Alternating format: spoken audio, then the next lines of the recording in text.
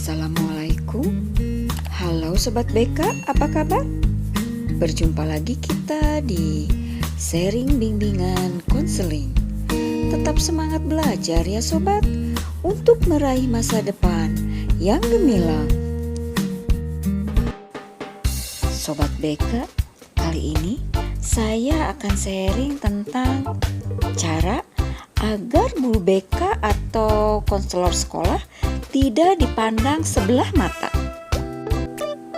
Sobat BK, saat ini telah diteliti peranan aktual konselor atau guru BK. Beberapa hasil penelitian menemukan adanya kesenjangan antara peranan ideal dengan peranan aktual konselor atau guru BK, bahkan bertentangan.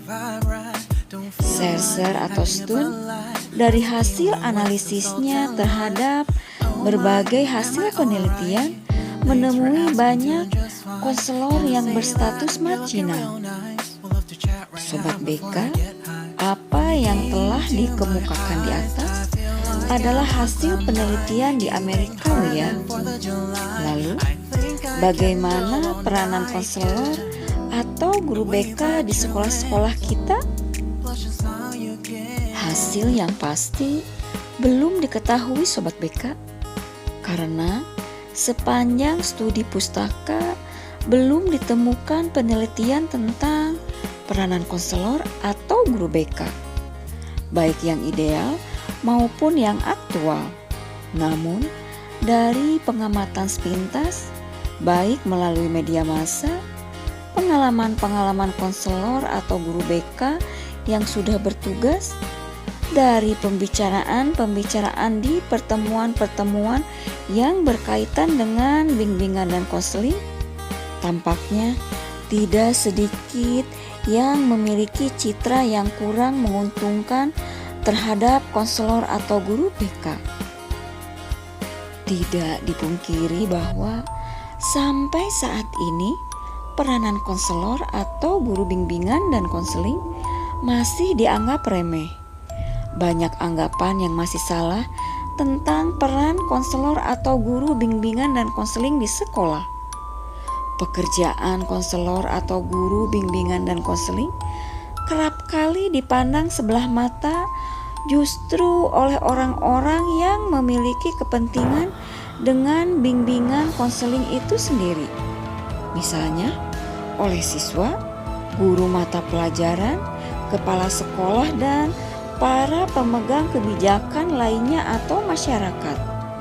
Juga tidak sedikit yang beranggapan bahwa konselor atau guru bimbingan konseling di sekolah hanya makan gaji buta, tidak jelas kerjanya, atau hanya dianggap sebagai pekerjaan embel-embel saja.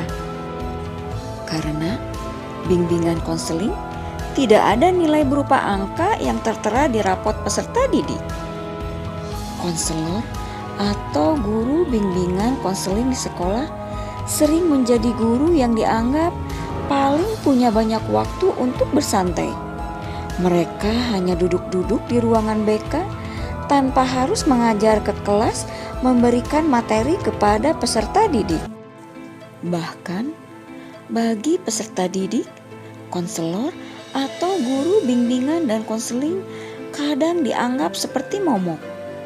Jika peserta didik diminta datang ke ruang bimbingan dan konseling, pandangan negatif selalu dilayangkan pada peserta didik tersebut. Belum lagi jika peserta didik yang melanggar tata tertib sekolah. Mereka harus berurusan dengan konselor atau guru bimbingan dan konseling, mulai dari terlambat masuk, seragam yang tidak dimasukkan, rambut gondrong yang kemudian harus dipotong konselor atau guru bimbingan dan konseling, bahkan sepatu yang disita karena tidak sesuai dengan norma. Sampai-sampai label polisi sekolah melekat pada konselor atau guru bimbingan dan konseling. Sobat BK, ungkapan-ungkapan miring semacam itu bisa ditepis jika saja konselor atau guru bimbingan dan konseling yang bersangkutan dapat menunjukkan kinerjanya, sekaligus mampu melakukan advokasi di hadapan mitra-mitra kerjanya di sekolah. Kita tidak bisa menyalahkan siapapun, melainkan kita harus introspeksi diri. Apakah peran kita sudah maksimal dalam menjalankan tugas kita?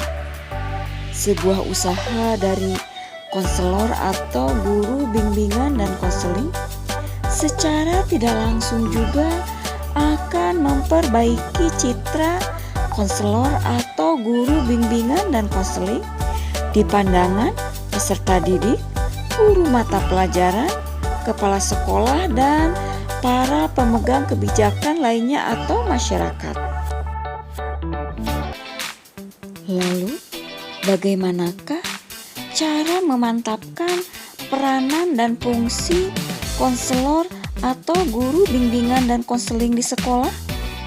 Ini bukanlah persoalan yang mudah dicari jawabannya yang memuaskan. Ada beberapa langkah yang dianjurkan oleh pakar konseling yang perlu dilakukan oleh konselor atau guru bimbingan dan konseling untuk memantapkan peranannya di sekolah.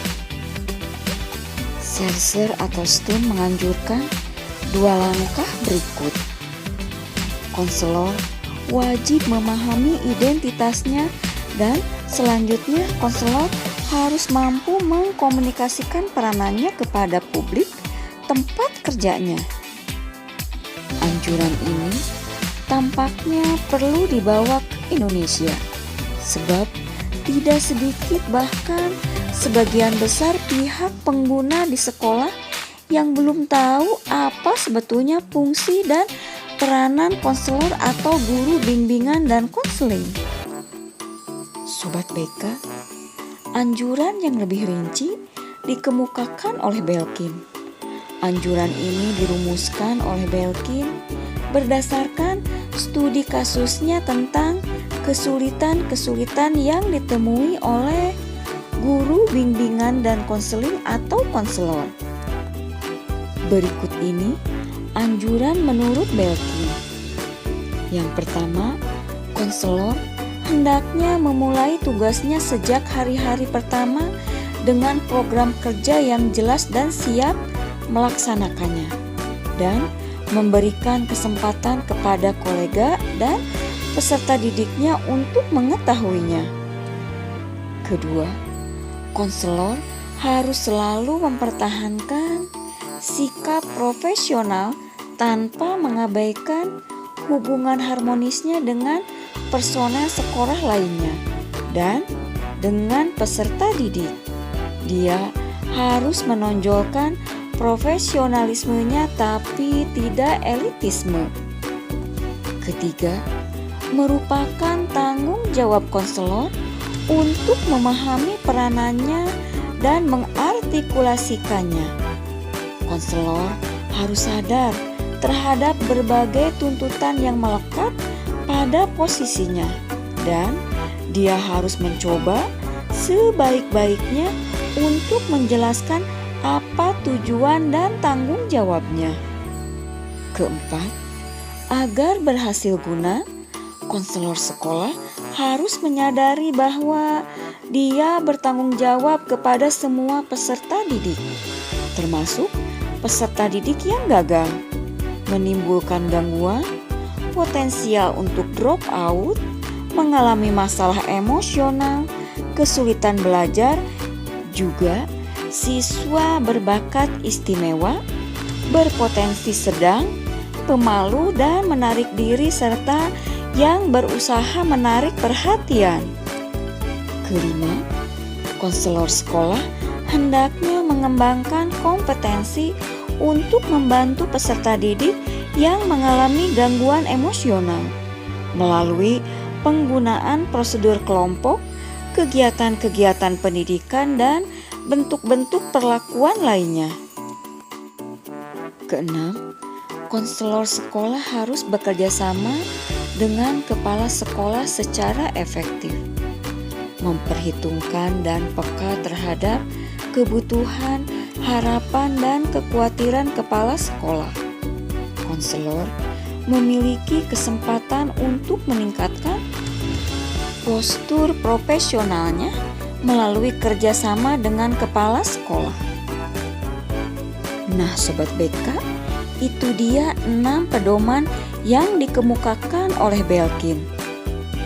Semoga informasi ini dapat menjadikan profil konselor sekolah atau guru bimbingan dan konseling tampil menarik dan menimbulkan harapan bagi berbagai pihak.